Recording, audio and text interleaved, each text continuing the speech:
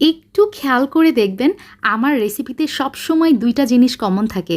একটা হচ্ছে পারফেক্টনেস আর আরেকটা হচ্ছে সহজ।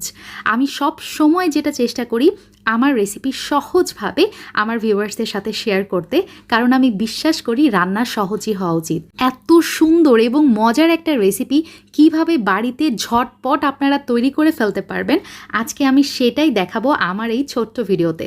আর এই ডেজার্টটা বানানোর পরে আপনাদের ভাইয়া আমাকে বলছিল এত কম বানিয়েছো কেন। আসলে ফার্স্ট টাইম কোনো রেসিপি যখন ট্রাই করি তখন একটু কম করেই বানানোর চেষ্টা করি, আর যখন পারফেক্ট রেজাল্ট পাই তখনই সেই রেসিপিটা আমার ভিউয়ার্সদের সাথে শেয়ার করি।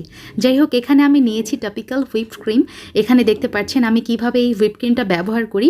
একটা ফুটা করে নিয়েছি এবং কস্টেপ দিয়ে পেঁচিয়ে রাখি ডিপ ফ্রিজে, যাতে বহুদিন সংরক্ষণ করতে পারি। প্রায় 1 বছরের মতো এভাবে করলে ভালো থাকে। এখন এই প্যাকেট থেকে 1 কাপের মতো আমি হুইপড ক্রিম বের করে নিচ্ছি।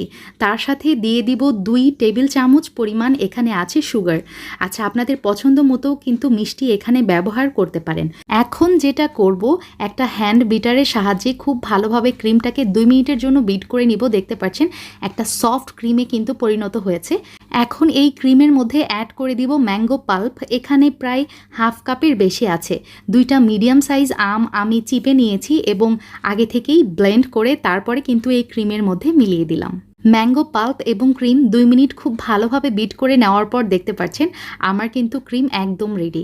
আচ্ছা, এখন আমার লাগছে এই ডেজার্টের মেইন ইনগ্রিডিয়েন্টস, সেটা হচ্ছে বেকারির কেক। এটা আমি বাইরে থেকে কিনে নিয়ে আসছি, অর্থাৎ দোকান থেকে কিনেছি। হাফ পাউন্ড আছে এখানে। আপনারা চাইলে কিন্তু এটা বাড়িতেও বানিয়ে নিতে পারেন। আমার চ্যানেলে এই রেসিপিটা আছে, খুব সহজে বাসায় বানিয়ে নিতে পারেন এই বেকারির কেক। আমার হাতে সময় কম ছিল বিধায় আমি এই কেনা কেকটা ইউজ করছি। আর আপনারাও যদি আমার মতো কেনা কেক ব্যবহার করতে চান, সেক্ষেত্রে চেষ্টা করবেন ভালো বেকারির কেক ইউজ করতে। এখন লাগছে আমার একটা সার্ভিং বোল, যেখানে আমি এই ডেজার্টটা বানিয়ে নিব বা সার্ভ করব। দেখতে পাচ্ছেন একটা 4 কোনা সাইজের আমি সার্ভিং বোল নিয়েছি এবং সেইখানে আমি কেকগুলা সাজিয়ে দিচ্ছি। আমি কিন্তু আমার সার্ভিং বোলের মাপেই কেকগুলো কেটে নিয়েছিলাম। এখন যেটা করব, লাগছে আমার লিকুইড মিল্ক, যেটা আমি আগে থেকেই জাল করে রেখেছিলাম। আর দুধটা কিন্তু একটু ঘন করে জাল করার চেষ্টা করবেন। 2 কাপ দুধ জাল করে আমি 1 কাপ করে নিয়েছি এবং রুম টেম্পারেচারে রেখে ঠান্ডা করে নিয়েছি। দুধ ইউজ করলে ডেজার্টটা খাইতে বেশি মজা হবে, সফট হবে, জুসি হবে। যাই হোক, এখন আমি অ্যাড করছি ম্যাঙ্গো কিউব, যেটা আমি আগে থেকেই কেটে রেখেছিলাম। দেখতে পাচ্ছেন একটু ছড়িয়ে দিলাম কেকের ওপরে। আর একটু আগে যে ক্রিমটা বানিয়ে রেখেছিলাম, সেখান থেকে আমি আমার প্রয়োজন মতো অথবা আমার ইচ্ছা মতো আমি এখানে ক্রিমটা নিয়ে নিলাম এবং কেকের ওপরে খুব ভালোভাবে ক্রিমটা স্প্রেড আউট করে দিচ্ছি, যাতে কোনো অংশ ফাঁকা না থাকে। দেখতে পাচ্ছেন ক্রিম দিয়ে কিন্তু ফার্স্ট লেয়ার খুব ভালোভাবে আমি কভার করে নিয়েছি। এখন সেকেন্ড লেয়ার আমি আবারও রিপিট করছি ভ্যানিলা কেকের লেয়ার দিয়ে। আপনারা চাইলে এভাবে কিন্তু 2-3টা লেয়ার করে নিতে পারবেন, তবে আমার সার্ভিং বোলের সাইজ অনুযায়ী আমি একটা লেয়ারই করেছি।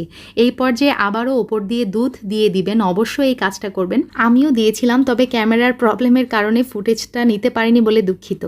যাই হোক, এখন আমি আবারও আমার অবশিষ্ট ক্রিমগুলো এই কেকের ওপরে দিয়ে দিচ্ছি। একদম চারিপাশে খুব ভালোভাবে ছড়িয়ে দিচ্ছি, যাতে কোনো অংশই ফাঁকা না থাকে। দেখতে পাচ্ছেন আমি আমার কেকটা কিন্তু কভার করে নিয়েছি। তার ওপর দিয়ে দিলাম কতগুলো ম্যাঙ্গো কিউব।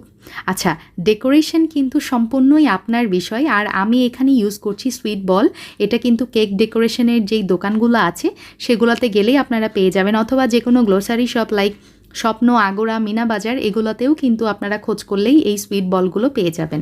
অথবা আপনারা চাইলে কিন্তু সুইট বল এবং ম্যাঙ্গো কিউবের পরিবর্তে ওপর দিয়ে পেস্তা বাদাম কুচিও দিয়ে দিতে পারেন।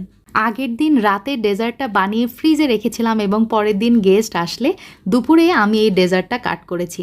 দেখতে পাচ্ছেন কত সুন্দরভাবে সেট হয়ে গেছে। আর ডেজার্টটা খাইতে যে এতটাই মজা ছিল, নিমিষেই একদম চোখের পলকে আমার বোলটা খালি হয়ে গেছে, বুঝতেই পারছেন। আমি কিন্তু পরে ছুরি দিয়ে 4 কোনা করে কেটে নিয়েছিলাম ছোট ছোট পিসেস করে।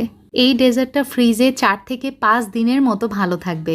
যাই হোক, আজকের আমার ডেজার্ট কেমন লেগেছে প্লিজ লেট মি নো। যদি ভালো লাগে give me a thumbs up, follow my FB page and subscribe my YouTube channel.